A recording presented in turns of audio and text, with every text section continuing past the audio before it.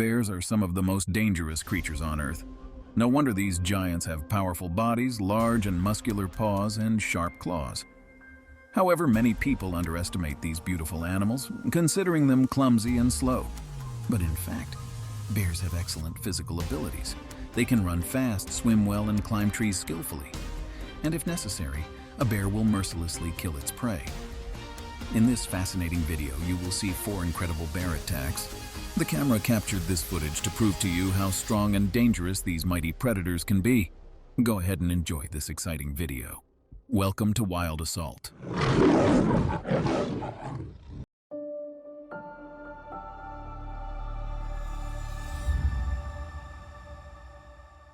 This story unfolded in the harsh conditions of the northern Krasnoyarsk region, in a secluded area 12 hours away from the nearest population center.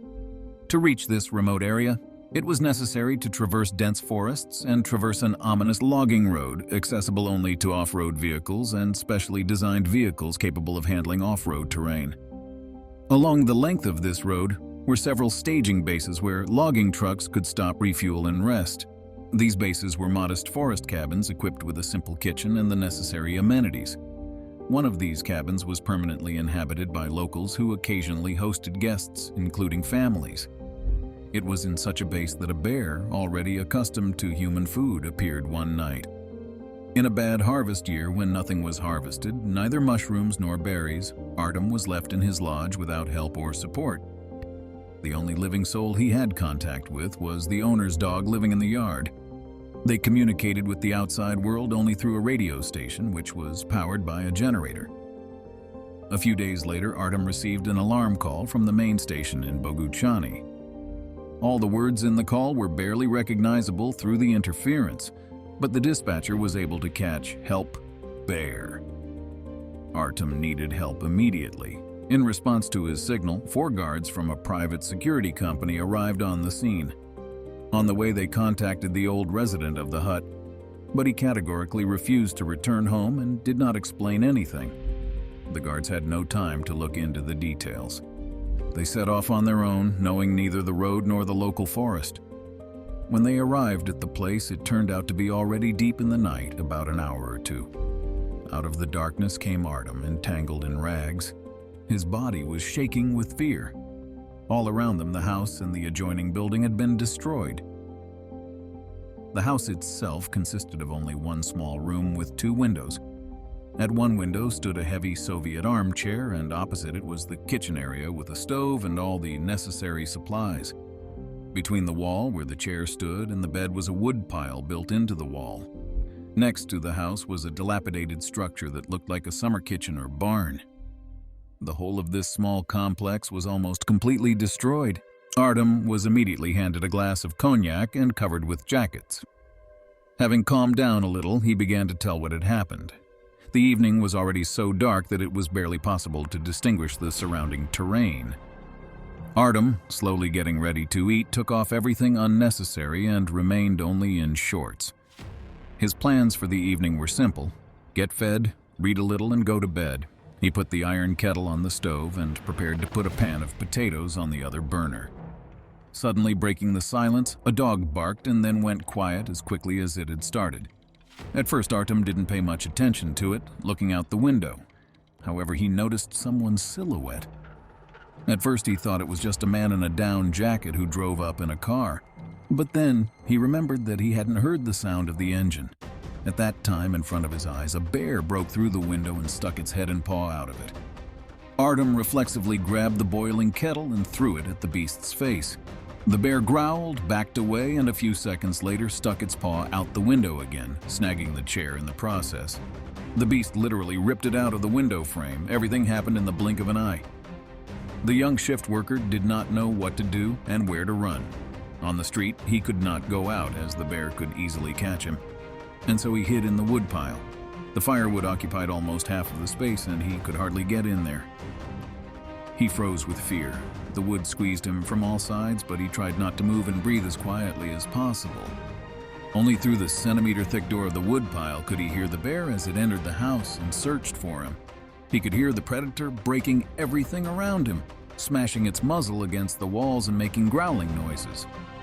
Artem remembered that his gun, a 16 caliber double-barreled shotgun, was left on the bed. But he realized that it was impossible to reach it. He knew he was in a predicament. It went on endlessly. He felt intense pain throughout his body.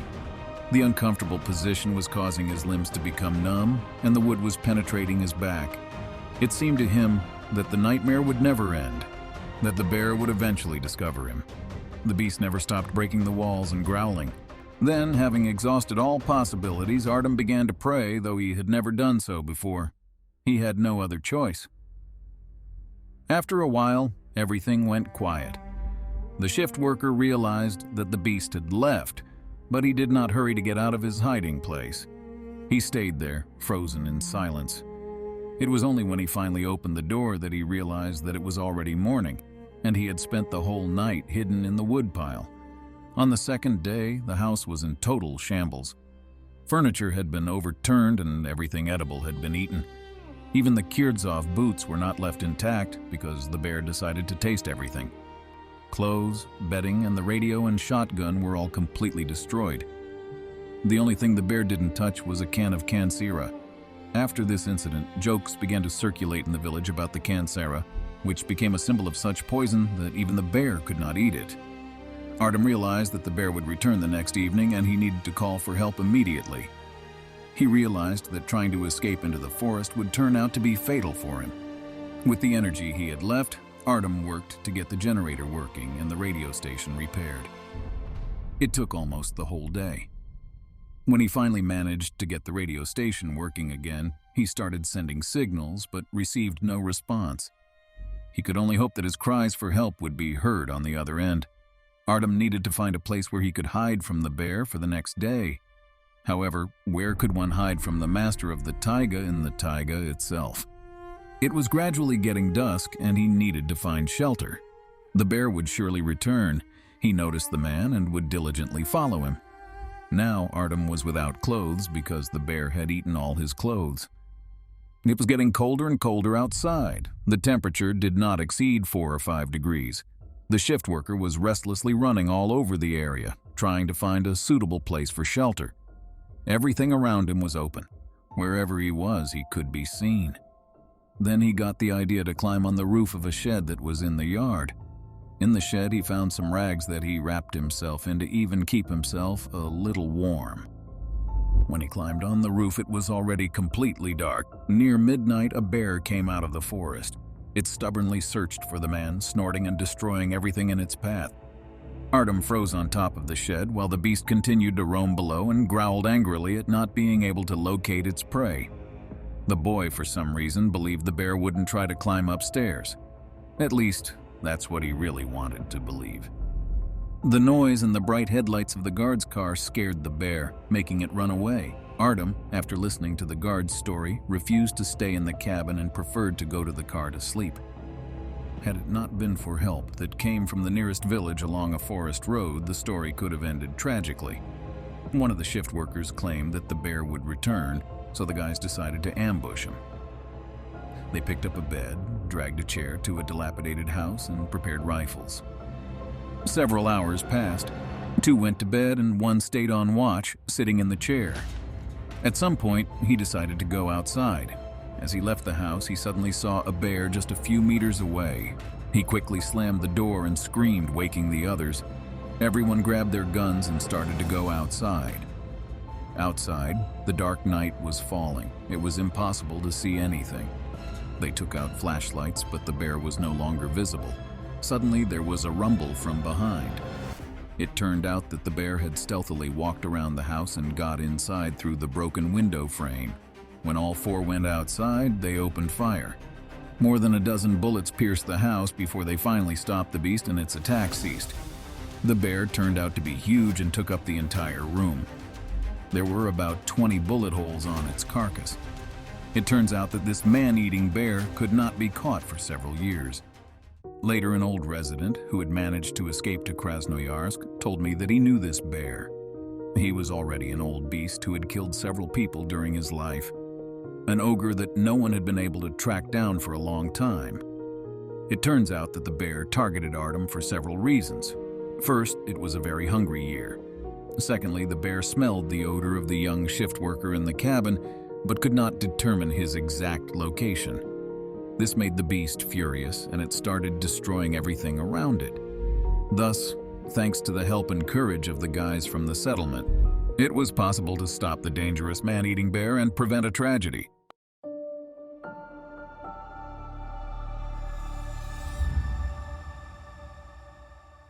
The dawn of October 1915 brought an unusual event in the lives of the Ikeda family, living in a cozy home on the west coast of Hokkaido in the small town of Sanketsu, Rokusensawa. It was on this day that an amazing Usuri brown bear entered their home. Meeting the unexpected guest was not as joyful as first imagined. The Ikeda family's horse, peacefully grazing nearby, suddenly found itself in a state of panic upon seeing the sudden appearance of the bear. Fortunately, however, the bear did not stay long and disappeared into the forest, taking only the harvested corn with it. On November 20th, 1915, a menacing bear appeared again in the village of Ikeda in the far east of Japan. The Ikeda family worried for the safety of their horse and called for help from their second son Kamataro and 2 experienced hunters from neighboring villages. When the bear reappeared on November 30th, they decided to scare it away with shots as they had done earlier. However, by shooting at the bear, they failed to kill it. Not giving up, the next morning they set out to follow the bear, which took them to Onisika Mountain. Along the way, the hunters discovered bloodstains, but a heavy snowstorm forced them to turn back. They believed that the wounded bear would now be afraid of humans and would no longer attack settlements. However, new attacks occurred in early December. On December 9, 1915, at 10:30 a.m., a bear appeared at the Oda family home. At that moment, Abe Mayu, the farmer's wife, and little Hasumi Mikyo, whom Mayu was looking after, were in the house. Unfortunately, the bear attacked the toddler and bit him in the head, resulting in his death. Mayu tried to fight back, throwing wood at the bear and running in an attempt to escape. However, the bear caught up with her, knocked her down, and dragged her into the forest. The horrific scene resembled a real massacre, and pools of blood were left in the farmer's house. On December 10th, the search for Mayu's body and the fight against the bear began.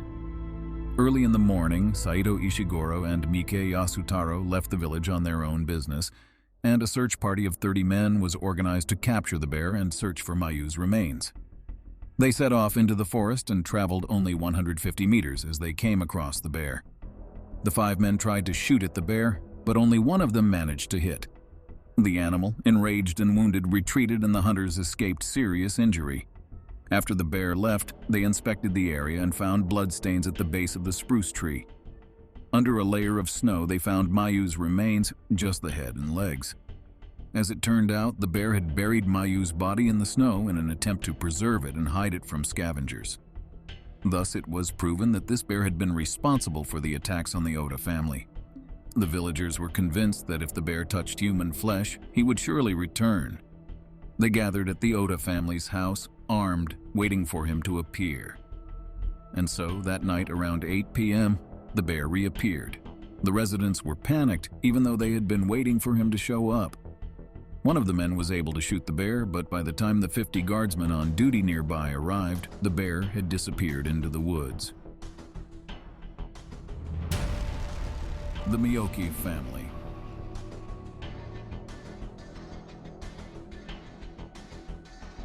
When the Miku family heard about the attack on the Oda family, the women and children hid until the guardsmen arrived. The guardsmen, upon learning of the bear's return to the Oda farm, abandoned their positions. The bear, having escaped from the Oda family, headed toward Miyuki's homestead. Yayo, wife of Miyuki Yasutaro, was preparing dinner while carrying her son Umakichi on her back. Suddenly, the bear entered the house through a broken window. The flames in the hearth went out and the oil lamp plunged the house into darkness. In a panic, Yayo tried to escape, but her son Yujiro knocked her down. A bear attacked and bit Umakichi. Odo stayed in the house as a bodyguard. When he ran to the door, the bear let go of the mother and child to chase him. The bear then attacked other members of the families, severely injuring them. The guardsmen, after tracking the bear along the river, mistakenly lost track of it. Yayo, severely injured, brought word to the guardsmen about the attack on Mike's home. They returned and rescued the survivors from the house. The wounded were taken to the river to the Tsuji family for care. After the incident, only war veterans remained at the posts. Miyuke Yasutaro approached Yamamoto Heikichi, an experienced bear hunter, for help. However, Yamamoto refused to help, claiming that the bear, Kesagake, had already caused enough damage.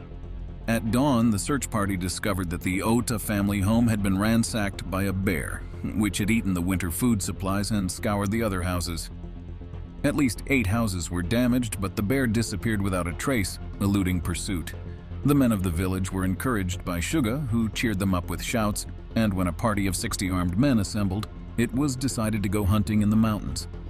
Kesagake seemed to have lost his prudence by expanding his territory downstream. Police Captain Shuga realized the growing danger and arranged an ice bridge as a defensive line, deploying snipers and guards. One night, a sniper on the bridge spotted movement in the shadows on the opposite bank. Shuga, upon receiving the information, assumed it was a man, but at the order to fire, the shadow disappeared into the woods. Although the bear was not killed, the captain heard some response. The next morning, the crew found bear tracks and blood on the opposite bank.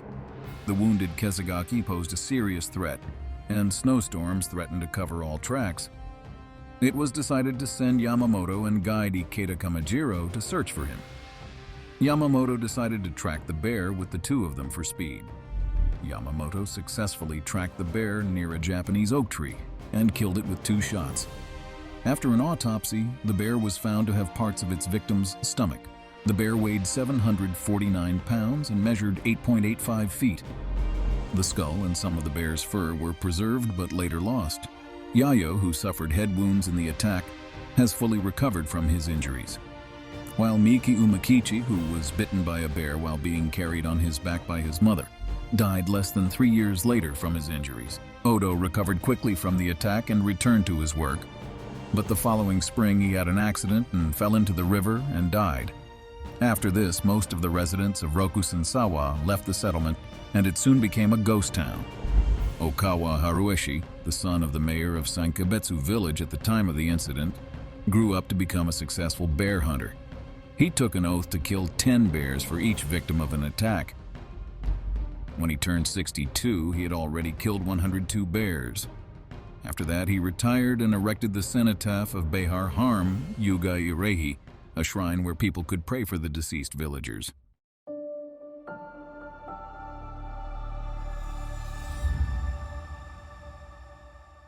This story is about an incident where a hunter in Idaho was attacked by a black bear while he was sleeping in a remote area.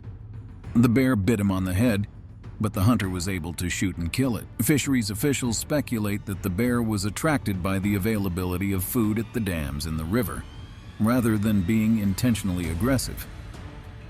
This is the second bear attack on a person this year in Idaho. The hunter has not yet been seriously injured and plans to return to hunting in the near future. The story began with a slow awakening from sleep. Stephen Vaught was plunged back to reality when he felt a faint pain in the hair of his head. His hand automatically reached out to meet the unexpected sensation, and that's when he felt the nourishing fiber of the bear's mouth. Suddenly, a piercing howl broke the silence that filled the Idaho wilderness. Stephen finally managed to turn away from the predator and free himself from its death grip. With his eyes wide open, he realized he was in close proximity to the black bear. The animal's huge body stood menacingly above him, flaring its nostrils and emitting a distinct breath that penetrated every corner of the forest thicket. Fear seized Stephen, making him claw at the ground and huddle against it, hoping the weak-willed predator would ignore him. Seconds that seemed like eons passed slowly as the black bear moved its front paws across the ground, peering at the hunter. As the tension built up in the air, Stephen realized he had to do something. He tried to rise stealthily, slowly and carefully, hoping not to upset the fragile balance. Being a hardened hunter, he knew that a bear could react to any movement and the gravity of the situation. However, every slightest rustle caused by his movements drew more and more attention from the beast, causing it to turn its head in his direction. After all that happened Wednesday, Boise resident Stephen Vaught recounted his terrifying experience, which occurred when he was hunting snow ram with friends in a rugged area. Vaught said he woke up to his head being grabbed. This woke him up immediately, and he felt his heart begin to beat faster. He heard heavy breathing, and realized that the bear was right next to him. Finally frightened, Vaught attested to his fear with his scream. His scream startled the bear, who jumped up in fright and hit the tarp over the spot where they were sleeping. The tarp fell off, entangling the bear in the hunter's legs. It happened around 2 a.m. Friday, but that was just the beginning. When the bear got up and started attacking the hunters, one of their friends fired a .45 caliber pistol. The shot wounded the bear and it climbed a nearby tree in an attempt to escape. Vaught, feeling the adrenaline, cut himself on the arms as the bear headed toward him, but was not seriously injured. He quickly drew his weapon and, firing, managed to kill the bear. The pages of the lives of Stephen Vaught and his friends were to find new chapters after their experience with a bear. Ultimately, thanks to their determination and the availability of firearms, they survived. Nevertheless, the experience proved to be extremely stressful and dangerous. Stephen Vaught said it was a valuable lesson for everyone about how dangerous wild animals can be and the importance of being prepared for such situations. He solved it with the skill, strength, and agility that he and his friends had at the time of the bear attack. It should be mentioned that Vaught and his friends had some emergency medications with them. However, they were unable to use a satellite phone to call for help, and thus they were unable to get the medical attention they needed for 3 days. Fortunately, a group of hunters who came across Vaught and his friends gave first aid to the injured man and patched up his wounds. Afterward, the group rafted downstream on the remote Frank Church Wilderness River. On Monday, Stephen Vaught received further medical attention at the hospital, where the cuts on his head were carefully sutured. After treatment, he was allowed to leave the hospital. Idaho Fish and Wildlife officials estimated the male bear was between 3 and 7 years old and weighed between 200 and 275 pounds. John Rachel, state wildlife manager for the department, said it's not yet clear why the bear entered the camp since the hunters were properly storing food. After diligently finding a comfortable place to sleep, Stephen Vaught fell asleep around 2 a.m. Friday. However, his sleep was disturbed when he felt the pain of a bear biting the back of his head. Wagging his head in an attempt to get rid of his attacker, Vaught managed to get out of his tent and signal his partners of what was happening. In response to the bear's planned attack, one of Vaught's partners nearby immediately fired a shot into the animal's stomach, causing it to retreat. However, instead of fleeing, the bear decided to attack again. Vaught's second shot proved fatal and the bear died. Vaught said one possible explanation for the bear's behavior is its habit of finding food at the many dams that float the middle fork of the Salmon River each summer. According to Rachel, the bear may have never encountered humans and, out of curiosity, tasted food that may have appeared to be meat. He emphasized that if the bear had the intention of killing a human, the attack would have been much more brutal and would have stopped only with the bear's death. This is the second time this year that a black bear has attacked a person sleeping outdoors in Idaho. In early September, state officials caught and killed a black bear near McCall in west-central Idaho that bit a sleeping firefighter who was fighting fires in the region. Rachel said it was a tough year for bears because devastating wildfires and drought led to an exceptionally poor berry season, a key food source. In bear country, Rachel recommends using bear spray rather than firearms because of the danger of accidentally shooting other vacationers while trying to fight off a bear. Vaught said he plans to return to the area in the next few weeks to continue his snow ram hunt. In Idaho, the opportunity to hunt Rocky Mountain snow ram is rare. Hunters are only allowed to harvest one ram in a lifetime.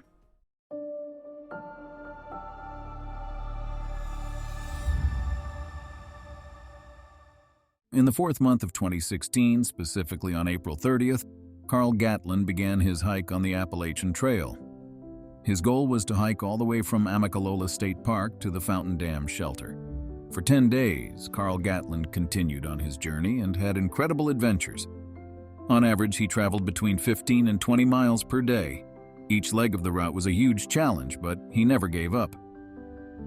On May 10th, Carl Gatlin decided to hike from the Fountain Dam Shelter to Spence Field Shelter in Great Smoky Mountains National Park. He knew it was not going to be an easy trek and prepared himself responsibly. During the hike, Carl met 7 or 8 hikers who were also planning to stay at Spence Field Shelter. Talking to these people gave him confidence that he had chosen the right route and that good company awaited him at the shelter.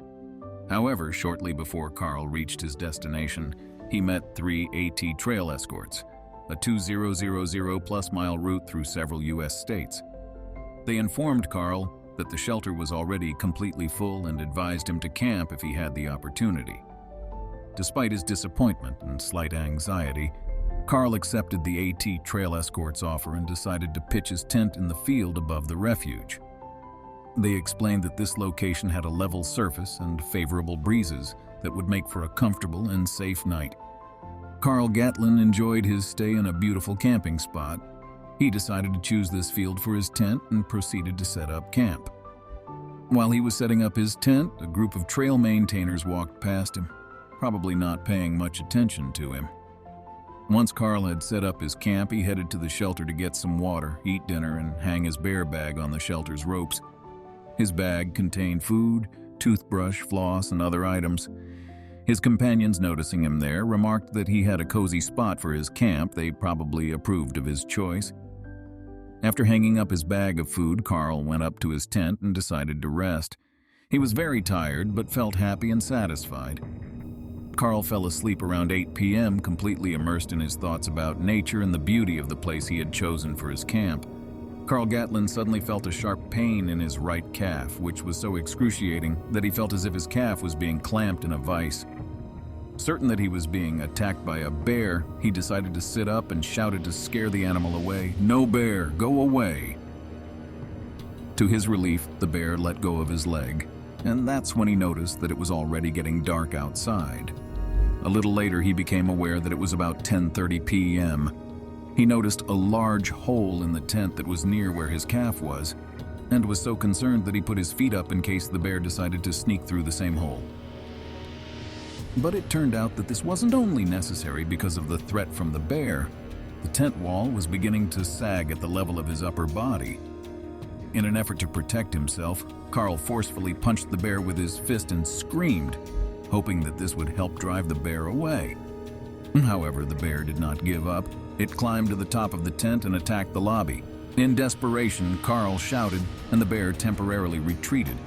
The bear attacked the lobby 3 more times, but retreated when Carl shouted with all his might. There was a brief silence after these attacks. Carl, hoping that the bear had finally left, slowly reached out his hand to zipper up the zipper of the tent in the vestibule. However, as his hand approached the zipper, the bear suddenly attacked the hallway again, nearly hitting Carl's arm. With another loud yell, the bear stopped its attack. I heard the bear approach the spot where I had hung the socks I had laid out to dry. The bear sniffed loudly at my socks for at least a minute, making sounds similar to the barking of a very large dog just before viciously attacking the lobby. Seeing that the lobby was badly destroyed, I screamed loudly, beginning to panic. The bear drew closer and with each step became more and more interested in the olfactory trails Carl had left behind. But when Carl turned his eyes to the lobby of his house, his heart sank into his heels. The bear was probably angry or frightened, for the lobby was badly destroyed. At the moment, Carl realized that his own blood smelled strongly of the wound he had received during the fight with the bear. However, the bear had undoubtedly smelled this odor, and perhaps it only made him more aggressive or agitated. Carl realized that the bear may have lost control because of this scent and was acting strangely and unusually aggressive. The bear went back to sniffing his socks, staring at them as if he were looking for something specific. Carl Gatlin emerged from his tent after the 3rd attack on the lobby. It had been quite some time since the last attack, and he decided it was time to move so he wouldn't be attacked again if the bear returned. However, he didn't know where exactly the bear was at the moment.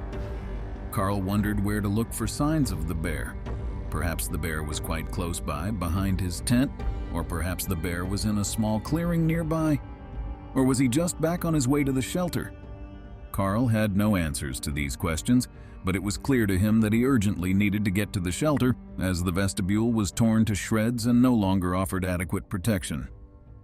After getting ready, Carl put on his boots and a warm jacket and grabbed a blanket to sleep on. Carl Gatlin continued forward, feeling each step and observing the surrounding gloomy atmosphere. The wind blew through the trees, making languid whistling sounds. His heart beat faster, and every rustle in the distance seemed like a threat. Pausing for a moment, Carl took a breath, trying to collect his thoughts.